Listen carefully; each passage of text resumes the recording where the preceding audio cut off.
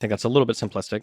I don't think that when I'm looking at like actions that presidents have taken, the biggest criticism I have for like Middle Eastern policy is I think the Doha Accords were a disaster, and I think that's like one of the biggest blemishes that we have right now. I would also argue that moving the embassy to Jerusalem was also kind of silly, and arguably contributed to some of the conflict we see right now. No, exactly. So I'll argue precisely the opposite, especially given the fact that after the movement of the embassy to Jerusalem, the Abraham Accords continued to sign and actually expand, and that if Donald Trump had been elected, I have no doubt in my mind that Saudi Arabia would now be a part of the Abraham Accords. In fact, that was basically pre-negotiated.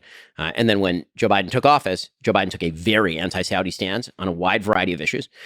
The biggest single effect in the Middle East of Joe Biden's presidency, and again, I agree with you that not every foreign policy issue can be laid at the hands of a president.